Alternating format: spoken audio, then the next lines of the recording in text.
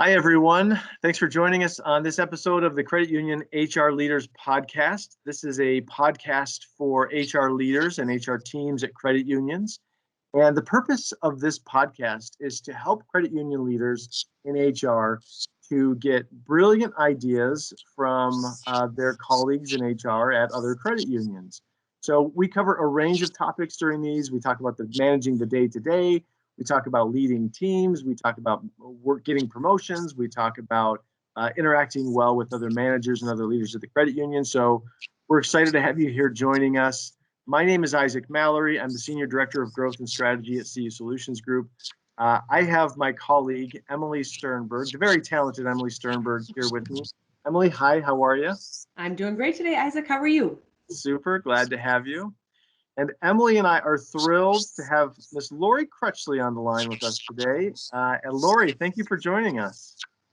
Thank you so much for having me today, Isaac. I really appreciate your time. Oh, well, we're thrilled to have you on. So just so you all know, before we get into these webinars, we talk with each of the people that we're going to be interviewing and small talk and talk about HR in general. And we really think Lori's going to be a fantastic resource for you. Really glad to have her here with us. Before I give you a little more introduction to Lori, and before we jump into the questions, let me just tell you today that Emily and I are from CU Solutions Group. We help HR departments at credit unions in the areas of performance management, talent management, learning management, compensation management, and strategy. That's our area. Our organization works with about 3,000 credit unions across the country, and we want to thank Compies today, the compensation application, for sponsoring today's episode. So let me tell you a little bit about Lori. Lori is from Missouri. She is with Arsenal Credit Union, which is just in a suburb of St. Louis, about 300 million in assets. And Lori is the senior vice president over there and has responsibility for HR and many other things. And so again, Lori, I think you've been there for about 13 years. Is that about right? I've been there for 22 years, believe it. I was way off. That's a great long time. Seems like 13. Yeah, I'm sure it flies by. Mm-hmm. Well, so in the past 20 plus years, Lori's learned a lot, and so we're really pleased to have her share a few thoughts with us. Turn it over to Emily. Emily, you want to pepper in a few questions here? I sure do. So, Lori, before we get too much into the nitty gritty, tell us a little bit about your credit union and what the HR team looks like within your, and overall, how many employees do you have, and what's your HR team look like to support your organization?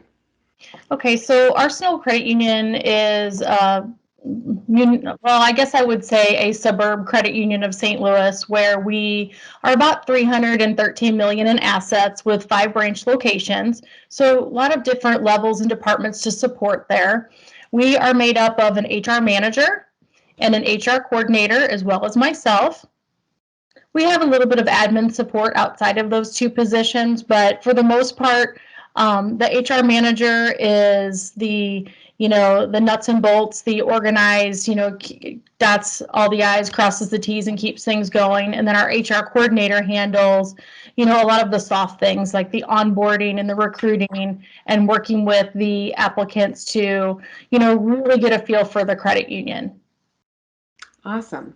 So what is the role that the HR department at your credit union, what is the role that HR plays in terms of driving employee engagement? Well, Arsenal has, definitely with 80 employees, we've had our ups and downs, as you can imagine, as any credit union does. The HR team really takes a piece of that employee engagement from the beginning to the end. We implement a lot of programs that really engage the employee throughout that life cycle. It's not just about the first day, it's about that anniversary, it's about employee appreciation days, it's about the holidays when we do something special. We've developed a lot of different things to do that. One of them would be our engagement committee, where the committee comes around and does little what we call sprinkles throughout the year to help to, really let those branches that aren't at the headquarters know that they're being thought of. Well, that's very cool. Very cool. I'm going to turn it over to you, Isaac. So Lori, let me ask you this. As a leader at the credit union, you have to come up with kind of new ideas and new things to try. Where do you get some of those ideas, things that you want to try with your people to improve your credit union? Well, Isaac, I wish I could tell you that everything that we've implemented at the credit union was my idea. However, that's not the case.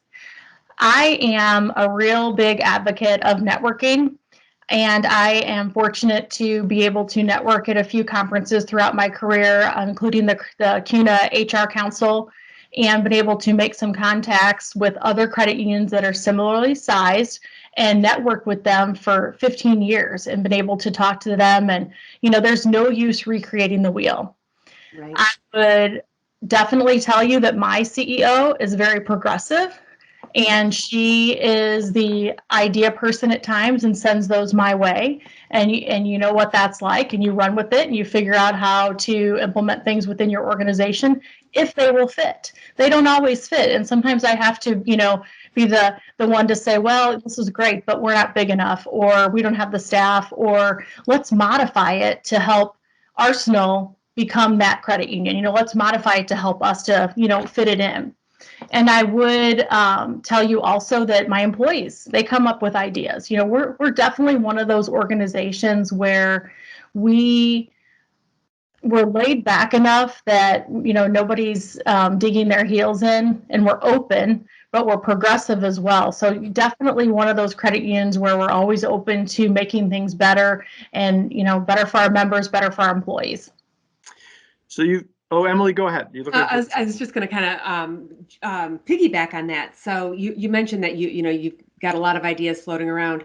Help us understand or give us an example, I guess, of a success that you've had with bringing in some of these ideas and how it improved either retention in the organization or overall engagement. So probably one of the ones that stands out to me the most would be our community outreach and community involvement. So everybody who reads about demographics knows that, the community and the younger generations love to see organizations that are giving back to the communities they serve. So a little over 10 years ago, it was brought up to develop a social responsibility community outreach plan. And this is one of the areas that through the years that I've gotten involved in that really maybe weren't necessarily HR. And that's the one thing for the younger HR folks coming into this landscape in this industry is that, through the years, I've done a lot of different things that I never really thought I would do, but it's helped me to learn the organization overall. So the community involvement plan really started, from the ground up with how are we going to help our community? What are we going to do? Are we going to pay employees to do it?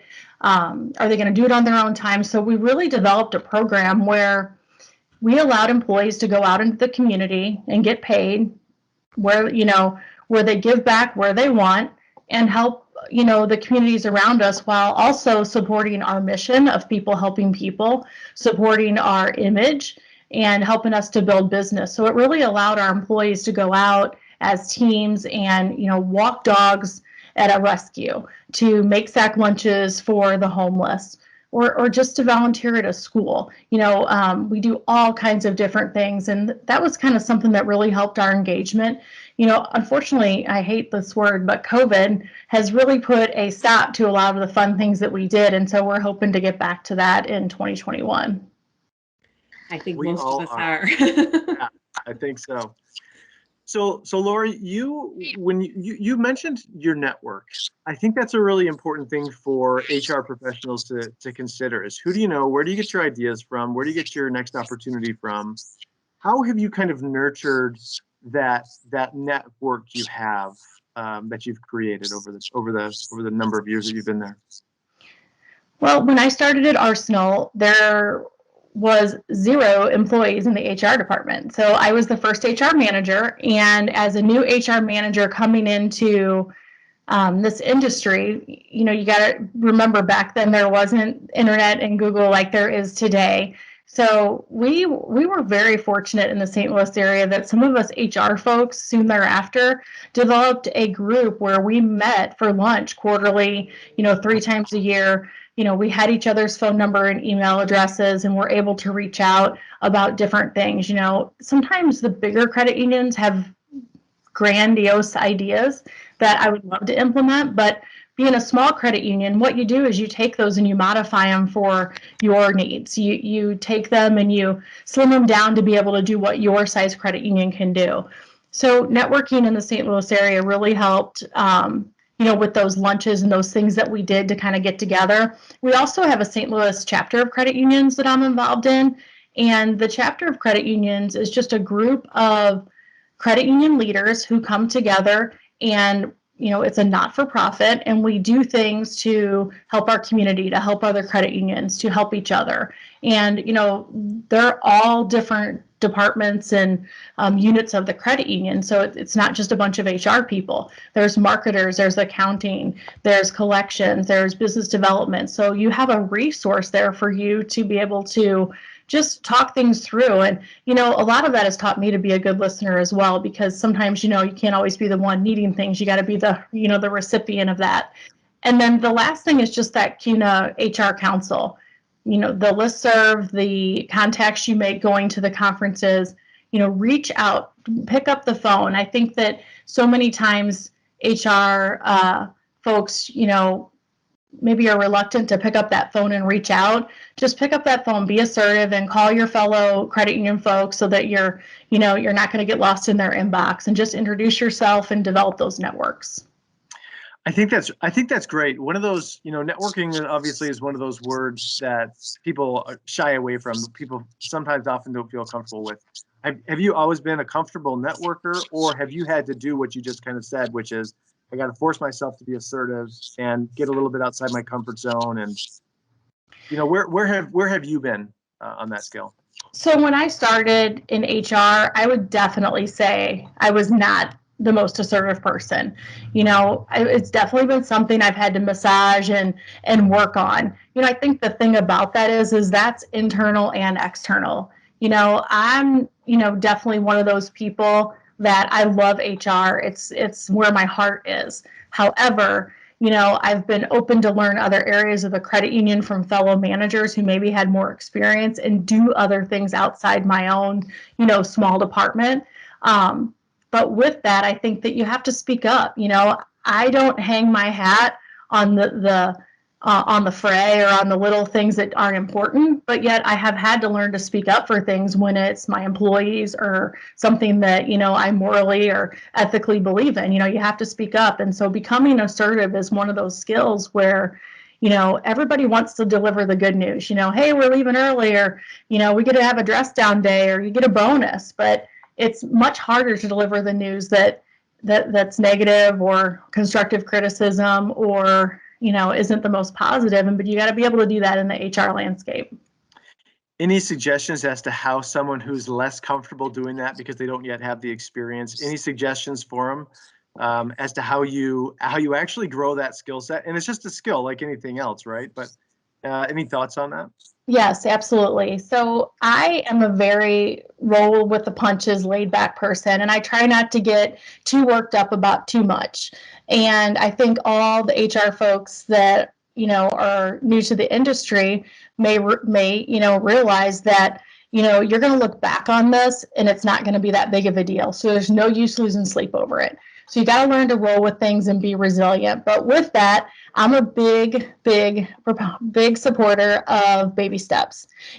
Take baby steps. Find your mentor.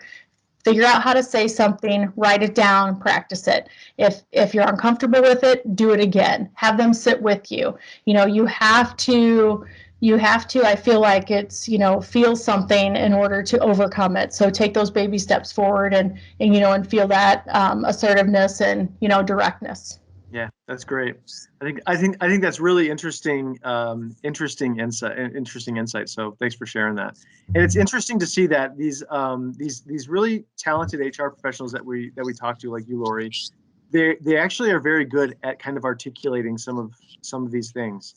Almost, and I don't know that it always comes naturally. I think it is kind of built little by little.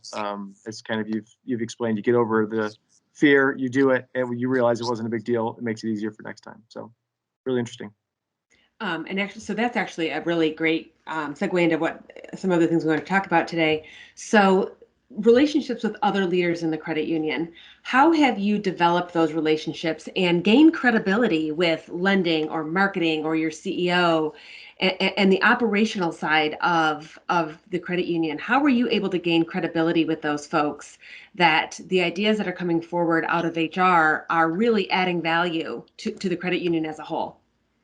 Well, I was really fortunate that I worked at a financial institution before, becoming an HR manager. So I had some of those tools and techniques that I learned from the ground up. But I think the big thing is to build trust is to really come out of your HR box and get involved in other areas of the credit union versus the payroll, the benefits, the employer relations. I've been involved in implementation teams for Check 21 back in the day, things that are much older than that I won't mention or you'll know my But the other side of that is to make sure that you get your seat at the table and you find a mentor in the credit union that'll teach you the financials. Because I've been very fortunate that my CEO, she's been with the credit union 30 years next month, and she's remarkable. She started as our controller and has been our CEO for probably 25 years. And she's taught all of us on the senior team and all of us that it's not our day to day. She's taught us the financials. We know the impact of, ROAA. We know about our capital. We go to the planning sessions and learn what are the different levers that will impact the other levers within our financial landscape. And she's just been amazing with that. And so by understanding that, the impact of your decisions in your department as you go through your day to day. How that's going to impact us and where we need to be. And then you can also go out and look at other credit unions. And you can see on the NCUA's website where they stand financially and understand, the impact and the decisions that they're making, how, that is for them as well. I think that's critical. And that's a theme that we hear pretty consistently as we've been doing these podcasts is understanding the financials is really, really important. And understanding, again, just like you mentioned, Lori, how the decisions that you make impact the overall objectives of the credit union, whether it's membership growth or ROA or loan growth or whatever it is, or projects that you're working on, how those decisions, the decisions that you make within your own department, that you're not making them in a bubble. I think that's, again, to your point, absolutely critical for success. I think you're absolutely right. I also think that there are some real challenges with that because I feel like oftentimes HR professionals shy away from the numbers, right? And not all the time, but it's not all. HR often feels really comfortable with these human interactions, and less with the quantitative analysis, the accounting. So I think it's a real challenge to bridge that, to bring those two worlds together. But vital. And definitely that's where the tools and resources come in. If it's not your forte, find somebody who it is their expertise and reach out to them. And, I don't want to call it traded, but I have, worked with other HR professionals on certain things that they need. And then the next month I send an email to them and reach out for help on another area. And, it's really just a good backbone to have somebody in your back pocket that is not only your friend, but somebody that can be your confidant as well, because let's be honest, it's not the easiest area to manage and lead because every day is just crazy. And I can even definitely say that now that we've passed 2020. I mean, I think that our future is going to be we're going to look back. Let me rephrase that. We're going to look back and it's going to be before COVID and after COVID. I truly believe it. 100%. I don't disagree with you on that. So looking back and yourself as an early HR professional, if you were to go back in time, what advice would you give yourself as an early HR professional to help drive your career forward? Well, I would probably encourage new managers to come to the table with solutions. I remember, one of my first days at the credit union, and I kept asking questions, but I didn't have the solutions or the answers or the recommendations on what we should do. And it took just a couple times. And I vividly remember walking back to my office that day thinking, I'm not going to do that again. Next time I go to him, I'm going to have a recommendation, a solution, an alternative, what I think, and I'm going to use that to make improvements in the future, like whether it's a policy change, a procedure change, a coaching training for managers, whatever I'm going to do. I'm one of those folks that probably annoyingly, I'm more of an annoyance to my employees. I always want to make things better. I think HR people by trade and by our hearts are fixers. And, I think sometimes that comes to bite us, but, I'm definitely come with your solution. And then the other thing too is I waited till 2014 to become certified and go through, the SHRM, SCP, and, SPHR processes. And I would recommend that, the younger folks in the industry start that sooner, because you really do learn a lot. And again, you develop networks going through that process. Great advice.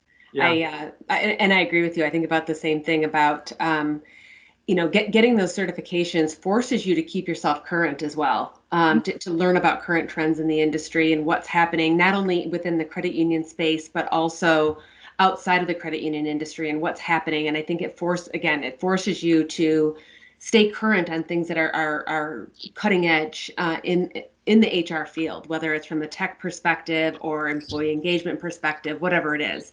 It gives you that broader view of how to bring that back to your own organization. I agree. So just to synthesize what I'm hearing is, okay, HR, we have our day-to-day stuff that we do. We got to get outside of our lanes. We got to think in terms of accounting. We've got to think in terms of things that we can learn from our certifications. We have to think of things that we can learn from our CEOs and colleagues at other credit unions. And then with all of that back information, we suddenly can go back into our own lane and be really powerful and powerful forces for good for our people. So kind of that's what I'm hearing, at least. Absolutely. And, as much as our comfort zone is to remain siloed, I just don't think it's realistic. Change is constant in our industry. And I can only imagine if you'd compare that to, tech and bigger industries, what that would be like, because it's forever changing here. Yeah. Let me ask two more questions. One's a comment question, and then the last one's an actual question. So one of the things that Emily and I picked up on when we were talking with Lori, and we've seen this with other HR professionals when we were talking initially, all offline before these webinars took place. Lori carries herself in a certain way, and she speaks in a certain way, and the way she carries herself and the way she speaks adds credibility to her. So Lori, I just want to ask you, this is off topic a little bit. This is off script from what we talked about, but let me throw it in anyway, put you in the hot seat. How has the way you carry yourself and the way you message things, how has that changed over time? And how does that impact your ability to really serve at your credit union? Well, I would say when I initially started at the credit union, I was probably a little bit more timid and reserved. And over time, you learn to really have confidence in yourself and be able to, I know that I always say roll with things, but you become resilient to things. You get thicker. You get thicker on things where you don't, get your feelings hurt as much as you grow. I would say that in the beginning, I was probably just a little bit more worried about little things, whereas over time I've definitely grown to where you don't hang your hat or get upset about the little stuff, because tomorrow it's going to be something bigger. So being resilient and growing and just kind of being laid back about things, it's not that it doesn't matter, it's just that if you get upset about everything, you're not going to be a happy person in life, because this is definitely an industry for those that are tough. So one of the things I would say is that over time, I've definitely grown to be able to approach things and handle things in a much smoother fashion. I think you mentioned earlier about articulating, and, you know, I personally, that's an area I'm trying to improve on, is the way that you deliver and portray different ideas on what, maybe it's a project or maybe it's a change at the credit union, how to gain buy-in on that. And that just, you know, we're all always growing. And I just think that that's the one thing that I would give to other folks, is that you just have to continue to evolve, because it's just one of those things where if you're in a position where you can continue to take things on and learn new things and grow, you're always going to have something to work on. Great stuff. I think that's I really answered your question there. I apologize. No, good. I like what you're saying. I like what you're saying. All right, Lori, last question for you. What is the best piece of advice you can give your HR colleagues that you think would best help them to make sure that HR actually has a real impact on the overall credit union success? So what I would add here is that I really think that you, as the HR department, you might not realize it, but you're on stage. So you, as that HR folk, whatever role you're in, you need to set the standard and set the stage. So, you know, if I roll out of bed every day, no makeup, pull my hair in a ponytail, and I go into work, I'm setting the stage for what the rest of the credit union is, you know, maybe viewing as acceptable or the standard. And so for HR folks, if you want to move into that next role, or you want that seat at the table, not only do you need to ask for it, you need to speak up, you need to show what you're made of, but you need to set that stage. You need to set that expectation of, you know, what you're willing to contribute. It's not just about what you're getting, it's about what you're giving and what you're willing to contribute so that you can be a part of that. But make sure you give it your all. And, I remember being in college, and believe it or not, I really remember that they talked about, dress for the job you want. And I always laugh when I say that, out loud today, because it's such an old term, but it still stands true that, you might be working from home, or you might be a hybrid position, but make sure that you're speaking up, that you're not just, going into the hedges, that you're speaking up and setting the stage for the standard of what you can contribute to that table. And again, learn the financials, learn the side of the credit union that, really impacts the bottom lines. Great advice. Yep. I feel it. Oh, go ahead, Emily. I like how you put it, though. You need to present yourself. I just want to kind of capture what you're saying. So, dress the part, look the part, and I think too, use language that is common. Talk in the language that your recipient's going to understand. Mm-hmm. That's something that I learned a long time ago. Was I needed to not use my common HR vernacular. I had to speak in the language of the executive that I was speaking with, and they may not understand common HR terms. And so you had to talk in a business sense. And so I think, to your point, you have to understand who you're communicating with, and have them and talk to them in their language. Very well said. Yes, absolutely. Well, friends, we appreciate you joining us, and I hope there was something there were things that Lori said that resonate with me, and so I hope that there was something that Lori said that resonated with you as you all listen to this. We want to thank you for joining us, and we wish you all the best in your own HR career and in what you're doing with your credit unions. We thank you for the work that you're doing. It's important work. It affects a lot of people. And so we want to thank you for joining us. And Lori, thank you for being our guest today. I really think that some of the things you shared will be beneficial to those who are listening. So thank you. Thank you both for having me. Have a great day. We'll see you soon, Lori. Take care. Bye, guys.